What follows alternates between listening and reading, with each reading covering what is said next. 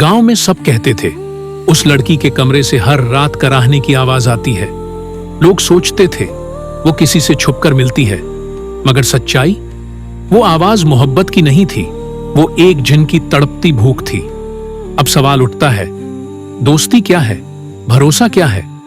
और अगर कोई दोस्त ही इस रहस्य की परत खोले तो सामने आएगी कैसी हकीकत? कहानी शुरू होती है आज से करीब 10 साल पहले, एक छोटे से गांव की।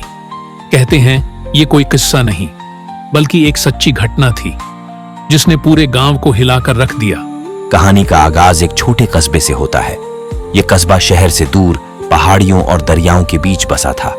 मिट्टी की गलियां, पक्की सड़कें बहुत कम और लोग सादा मगर दिल से अमीर। इसी कस्बे के एक कोने में एक तंग गली के आखिरी मकान में रहती थी जरीन। जरीन की उम्र मुश्किल से 22-23 साल थी।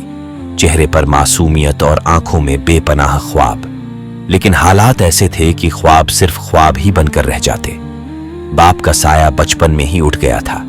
मां ने बड़ी मुश्किल से पाला। अब मां बूढ़ी और बीमार हो चुकी थी। घर का खर्च चलाने के लिए जरीन ने बच्चों को ट्यूशन पढ़ाना शुरू किया था। सुबह शाम गली के बच्चों को कुरान और पढ़ाई कराती और जो मामूली फीस मिलती उससे किसी तरह घर का चूल्हा जलता। मगर असली ख्वाहिश उसका दिल किसी और तरफ ले जाती थी। जरीन को लिखने का बेहद शौक था। हर रोज रात को वो अपने पुराने कॉपी पेन के साथ बैठ जाती।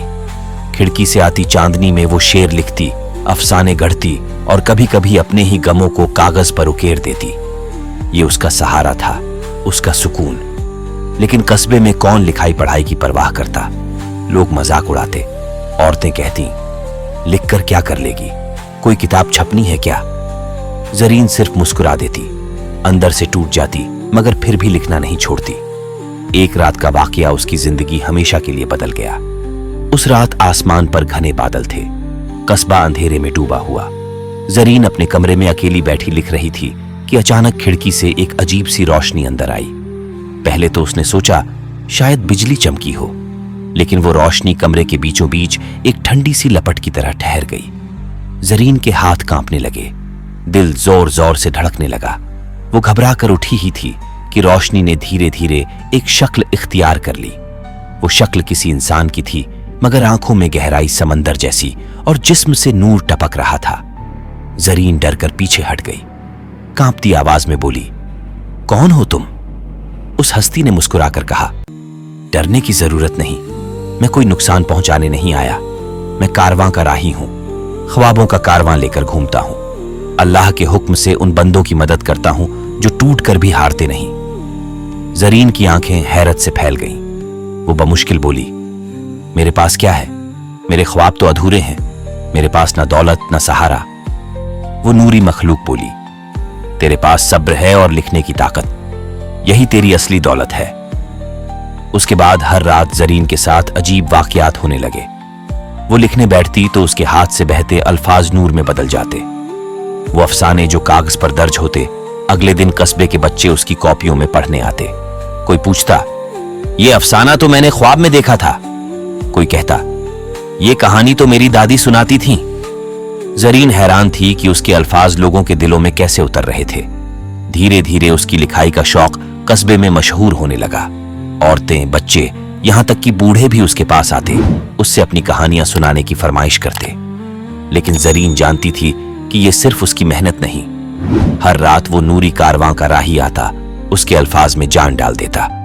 मगर जरीन ने कभी उससे कुछ और मांगने की हिम्मत नहीं की। उसके लिए इतना ही काफी था कि उसके अल्फाज लोगों के दिल छू रहे थे। मगर फिर कहानी ने एक नया मोड़ लिया। एक रात जब राही आया तो उसकी आंखों में अजीब सी उदासी थी। जरीन ने पूछा, आज तुम इतने खामोश क्यों हो? राही ने धीमी आवाज में कहा, क्योंकि जिस कारवां से मैं हूं उसकी रूहें हमेशा इंसानों के साथ नहीं रह सकती। हमारा काम सिर्फ रास्ता दिखाना है। जरीन का दिल कसक गया। उसने कहा, तो क्या तुम मुझे हमेशा के लिए छोड़ दोगे? राही कुछ पल खामोश रहा, फिर बोला, अगर मैं ज्यादा देर रहा तो तेरा नसीब बिगड़ सकता है। तुझे अपनी ताकत खुद पहचाननी होगी, लेकिन जाने से पहले मैं तुझे एक इम्तिहान दूंगा। जरीन घबरा गई। कैसा इम्तिहान? राही बोला, तुझे एक ऐसा अफसाना लिखना होगा जिसमें तेरी सच्चाई भी हो और कस्बे की कहानी भी। मगर वो अफसाना अधूरा होगा। सुबह जब सूरज उगेगा तुझे वो अफसाना बाजार के चौक में सबके सामने पढ़ना होगा। अगर लोग तेरे अल्फाज को अपनाएंगे तो तेरा रास्ता खुल जाएगा। अगर हंसी उड़ाएंगे तो तुझे लिखने से हमेशा के लिए हाथ खींच लेना होगा। जरीन की सांस अटक गई। वो पूरी रात लिखती रही। उसके अल्फाज कागज पर बहते चले गए। उसमें अपने बचपन का गम, मां की बीमारी, कस्बे की गरीबी और अपने ख्वाबों की ताकत सब उकेर दिए। सुबह हुई। कस्बे के लोग चौक में जमा हुए। जरीन कांपते हाथों में कागज लेकर खड़ी हुई। उसका दिल कह रहा था शायद लोग हंस देंगे, मगर जैसे ही उसने पढ़ना शुरू किया पूरे चौक में खामोशी छा गई। बूढ़े की आंखों से आंसू बह निकले। औरतें अपने दुपट्टे से आंखें पोंछने लगीं। बच्चे सांस रोके सुनते रहे। जब उसने आखिरी लफ्ज पढ़ा तो पूरा चौक तालियों और दुआओं से गूंज उठा। उस लम्हे जरीन को समझ आ गया कि असली ताकत उसके अपने अल्फाज में है। कहानी यहीं खत्म नहीं हुई। शहर से आए अदीब ने जब उस दिन का वाकया सुना तो उसने जरीन को अपने साथ शहर ले जाने का न्योता दिया, मगर जरीन उलझन में थी। मां बीमार थी और कस्बा छोड़ना उसके लिए मुश्किल। रात को जब वो सोच में गुम थी तभी खिड़की से फिर वही ठंडी रोशनी आई। राही आखिरी बार आया। उसने कहा, जरीन, तेरी असली मंजिल यहां नहीं बल्कि वहां है जहां तेरे अल्फाज लाखों को छू सकें। मां का सहारा भी बन जाएगा तेरी मेहनत। जाओ और अपनी तकदीर लिखो। जरीन रो पड़ी, मगर उसने हामी भर दी। कुछ सालों बाद जरीन शहर की मशहूर लेखिका बन चुकी थी। उसकी किताबें दूर दराज तक बिकती थीं। मां अब आराम से रहती थीं। कस्बे के लोग गर्व से कहते, जरीन हमारी बेटी है। मगर आज भी जब वो अपनी किताब लिखने बैठती, खिड़की से आती चांदनी को देखकर मुस्कुराती और महसूस करती जैसे वो राही कहीं पास ही बैठा है। अब भी उसके अल्फाज को ताकत दे रहा है। ख्वाब सिर्फ उन्हीं के पूरे होते हैं जो सब्र और यकीन से डटे रहते हैं।